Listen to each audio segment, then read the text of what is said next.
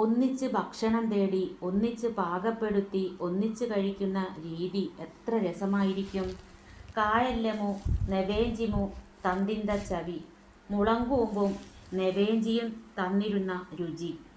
കേരളത്തിലെ ആദിവാസികൾ നല്ല വൃത്തിയുള്ള ഭക്ഷണം കഴിക്കുന്നവരാണ്.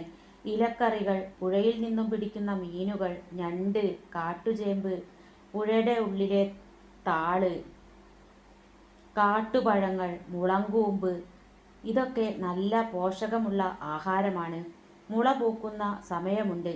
അപ്പ പോയി കൂമ്പ് നുള്ളി ചെറുതായി അരിഞ്ഞെടുക്കും. എന്നിട്ട് അത് ഉപ്പും മഞ്ഞളുമിട്ട് പുഴുങ്ങി വെള്ളം ഊറ്റിക്കളയണം. അല്ലെങ്കിൽ അതിൻ്റെ കട്ട് പോവില്ല. എണ്ണയൊഴിച്ച് കടുക് പൊട്ടിച്ച് ചെറിയ ഉള്ളി അരിഞ്ഞിട്ട് കറിവേപ്പിലയും കാന്താരിയും ഇട്ട് വേവിച്ച മുള ചേർത്ത് ഒന്നുകൂടി വേവിച്ച് കഴിക്കാം. പണ്ടുള്ളവർക്ക് വെളിച്ചെണ്ണയും ഉള്ളിയും ഒന്നുമില്ല. അവർ മൃഗങ്ങളുടെ നെയ്യിലാ വേവിച്ച മുളങ്കൂമ്പ് താളിക്കുന്നത്. നെവേഞ്ചിന്ന് പറയുന്ന ഒരു സാധനമുണ്ട്. ഞങ്ങളുടെ പ്രിയപ്പെട്ട ഭക്ഷണമാണത്. നെവേഞ്ചി വർഷത്തിലൊരിക്കലേ കിട്ടുള്ളൂ.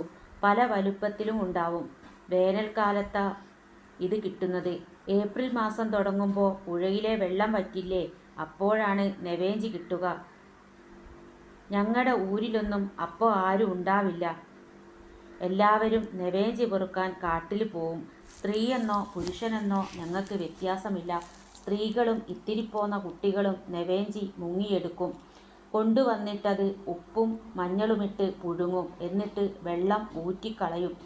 തോടിലുള്ള കറകളൊക്കെ പോണം. ഉള്ളിലെ ഇറച്ചി വെന്താൽ കൂടെ ഞണ്ടു ചേർക്കും. ചിലര് പരേങ്ങക്കായ്, അതായത് പപ്പായ ചേർക്കും.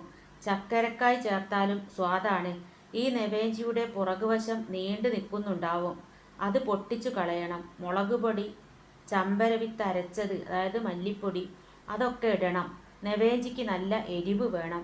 വെന്തു കഴിയുമ്പോൾ കൂടെ ചേർത്ത് വേവിച്ച പച്ചക്കറിക്കായ് വെന്ത് നെവേഞ്ചിയുടെ ഉള്ളിലേക്ക് കയറിയിരിക്കും. ചൂട് പോകുമ്പോഴേക്കും കഴിച്ചു തുടങ്ങണം.